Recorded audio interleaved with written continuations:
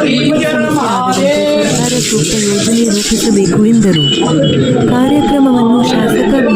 ದೇವೇಂದ್ರಪ್ಪ ಉದ್ಘಾಟಿಸಿ ಬಿಸ್ತುವಳ್ಳಿ ಮಾದರಿಯಲ್ಲಿ ಜಗಳೂರು ಪಟ್ಟಣದ ರೂಪಾಯಿ ವೆಚ್ಚದಲ್ಲಿ ಕ್ರಮ ಕೈಗೊಳ್ಳುವುದಾಗಿ ತಿಳಿಸಿದರು. ಯೋಜನೆಗೆ ಹೆಚ್ಚಿನ ಅನುದಾನ ನೀಡಿ ಚುರುಕುಗೊಳಿಸುವ ವಿಶ್ವಾಸವನ್ನು ಮಾಜಿ ಶಾಸಕ ಎಸ್. ವಿ.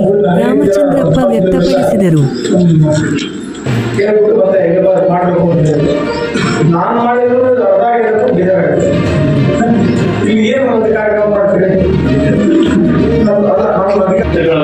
ಅವಲಂಬಿತರಾಗದೆ ಬೆವರನ್ನ ಸುರಿಸಿ ರಟ್ಟೆಯನ್ನು ಮುರಿದು ದುಡಿದಾಗ ಮಾತ್ರ ನಾವು ನಮ್ಮ ಕುಟುಂಬವನ್ನು ಶೈಕ್ಷಣಿಕವಾಗಿ, ಆರ್ಥಿಕವಾಗಿ, ಸಾಮಾಜಿಕವಾಗಿ, ಧಾರ್ಮಿಕವಾಗಿ ಮುಂದೆ ಬರಕ್ಕೆ ಸಾಧ್ಯ ಆಗ್ತದೆ.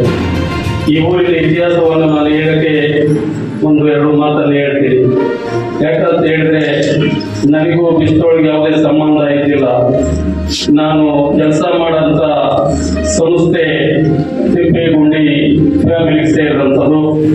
ಅಲ್ಲಿ ಸಾಹೇಬರು ಮತ್ತು ಸಾಹೇಬರ ಹಿರಿಯ ಸಹೋದರರಾಗಿರ್ತಕ್ಕಂಥ ಡಾಕ್ಟರ್ ವಿಜಯರತ್ನ ತಿಪ್ಪೇಸ್ವಾಮಿ ಸಾಹೇಬರು ಅಲ್ಲಿ ಪ್ರಾಂಶುಪಾಲರಾಗಿ ಇವರ ಸಂಸ್ಥೆಯಲ್ಲಿ ನನಗೊಂದು ಸಣ್ಣ ಕೆಲಸವನ್ನು ಕೊಡುವಂಥದ್ದು ತಮಗೆಲ್ಲ ಗೊತ್ತೇ ಇದೆ.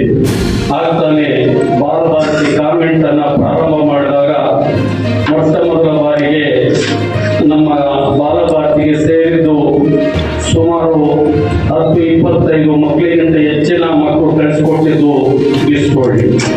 ಹಾಗಾಗಿ ಆ ಮಕ್ಕಳನ್ನ ಕರ್ಕೊಂಡ್ಬರೋದು ಬಿಟ್ಟು ಬರುವಂತ ಜವಾಬ್ದಾರಿ ನಾನು ಹೊತ್ಕೊಂಡಿದ್ದೆ.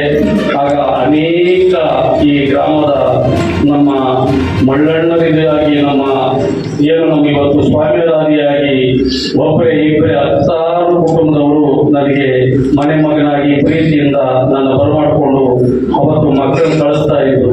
ಹಾಗಾಗಿ ಆ ಮಕ್ಕಳು ಇವತ್ತು ನಮ್ಮ ಮಳ್ಳಣ್ಣರ ಮಗಳು ನಾಗರತ್ನ ನಮ್ಮ ಸ್ಟೂಡೆಂಟು. ಇನ್ನೊಬ್ಬರಿದ್ದಾರೆ ಶೋಭಾ ಅಂತೇಳಿ.